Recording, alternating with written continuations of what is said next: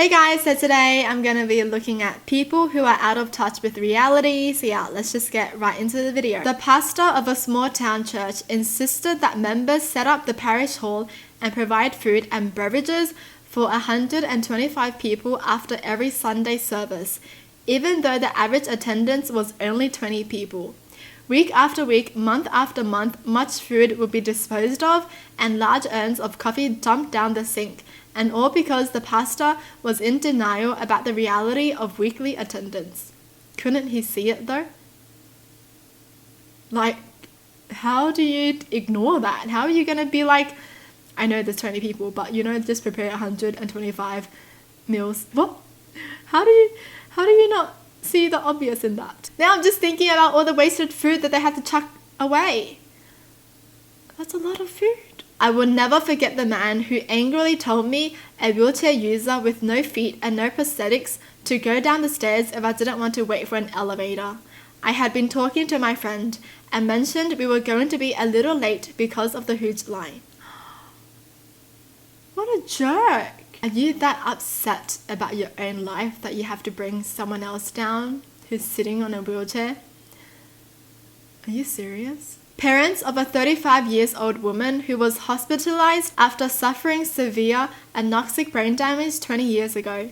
She had been in the same ward since, barely conscious. They refused to get her transferred to a more suitable facility for 20 years, saying that there's no reason to do so. Those facilities are for the lost causes, and their daughter is going to make a full recovery, finish school, and get married and be totally fine.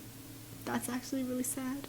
Working in hospitals got me quite a collection of these stories, but this one I thought was one of the saddest ones. I feel bad for the parents because they just don't want to accept reality.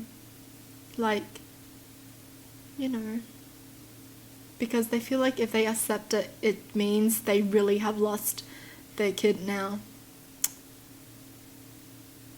That's really sad to read. In college, I had a roommate from the most sheltered part of Long Island. We met an exchange student from Switzerland, and I swear to God, she said this in complete seriousness. Oh wow, I didn't think people actually lived in Switzerland. I thought they were just banks there. How do you not know? What? Wait, does she think like each country is for like one specific thing? Oh my goodness. There is a girl at my work that always complains about not making enough because she makes $200 to $300 a paycheck. Then is always the first to leave early and always shows up late and has other people take her shifts. She asked me how I make $600 to $800 a paycheck. I said because I work more. I'm currently at work taking over her shift. She doesn't realize if you don't work more, you'll be paid less. What? She thinks everyone's the same as long as they turn up to work. So she thinks one person, if they work for one day, will get paid the same as someone who works 10 days? How are you that out of touch? What? I thought you learned this in math lessons about wages and salaries. My cousin was spoiled and sheltered her entire childhood through college. Then her parents stupidly cut the leash without any preparation and released her into society. She quickly got in trouble for bouncing checks all over town. My mum picked her up and asked why she was writing bad checks everywhere. Turns out my cousin was under the impression that as long as you had checks in your checkbook, you had money in your account. She didn't understand that you deposit in a number and then can spend or withdraw up to that amount. Please teach your kids basic finance. Oh my gosh. This was the parents' fault. Seriously. You can't just spoon feed your kid and then not spoon feed them the next day.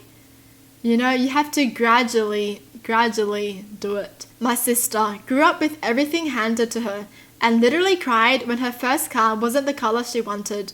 Married rich, can't fathom why I can't take off work whenever it suits me, and say stuff like, I wouldn't ask my boss for a week off. I would tell him I am taking the week off. Oh. Can you imagine if people actually did that to their bosses though? I'm taking a week off. Don't ask me why. Bye. And then the next day they get fired. Work with a girl who is a flat earther and on top of that denied the existence of space. When the topic came up and I disagreed, she asked if I had ever been there. Obviously I haven't. I told her I have also never been to Japan and that does not mean it doesn't exist. She complained to management about my intolerance of her beliefs. My parents paid for half the down payment on my house, pay for our landscaper, house cleaner, child daycare, car insurance, and give my wife and I monthly allowance. We're completely self-sufficient human beings who even try and give other friends financial advice. Written in the voice of someone I know. Oh, so someone told them that? Oh.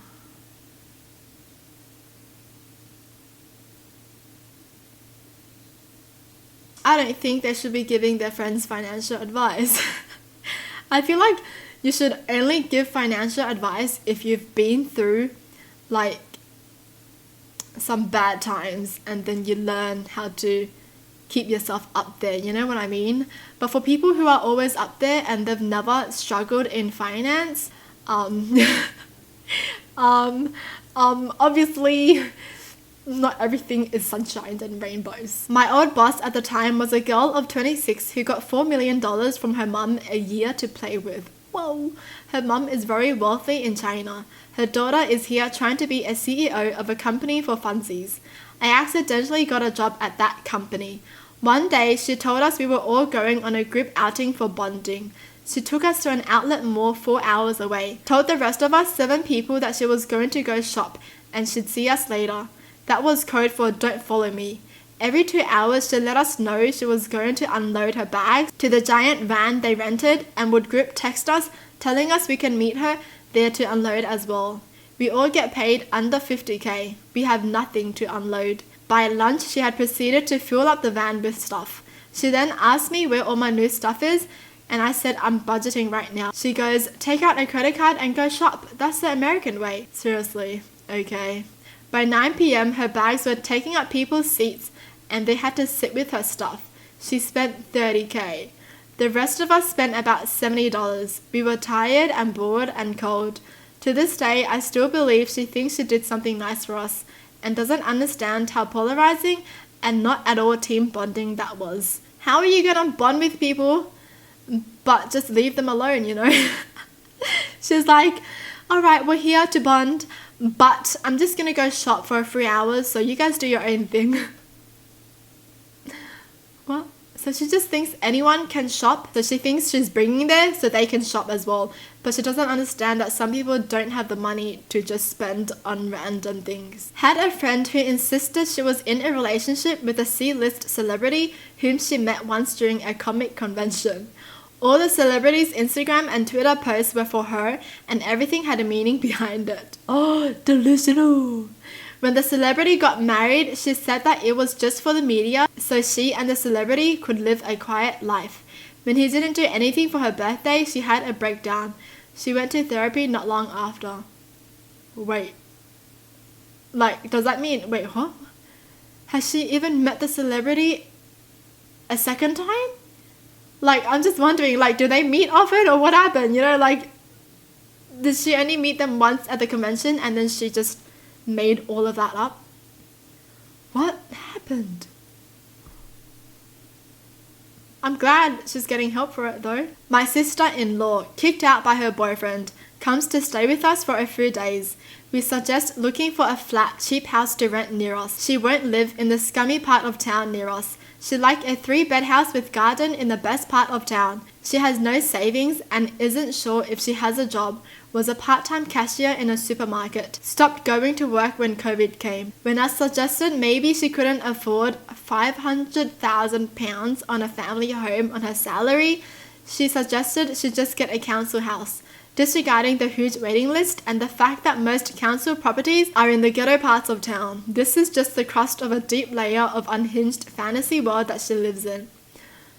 She doesn't even have enough to buy a good home, but she's already imagining all that. I mean, I guess that's a plan, you know? Like, you can imagine having like a huge mansion, but you have to work towards it. You can't just be like, well, I want this. and not have a job. I worked on shifts with a guy for years who thought every single person was out to get him. I've never met anyone who had such a warped sense of reality. He would joke on with someone, then go away for the weekend and stew on one particular thing, then come in on Monday absolutely raging over taking something the complete wrong way. I've seen him attack 2 people and heard about a 3rd. Thing is, he's so dopey. Everyone thinks he's harmless and that's just the way he is. Is he, like, okay though? I mean, like, I'm just concerned for him. Like, he thinks the people he's attacking are out to get him or something? That must be such a stressful way to live, thinking everyone's out to get you. Well, that's it for the video. Hope you guys enjoyed. Tell me in the comments down below what your thoughts are. And as always, thanks for watching. Hope you guys liked it. And I'll see you guys next time. Bye!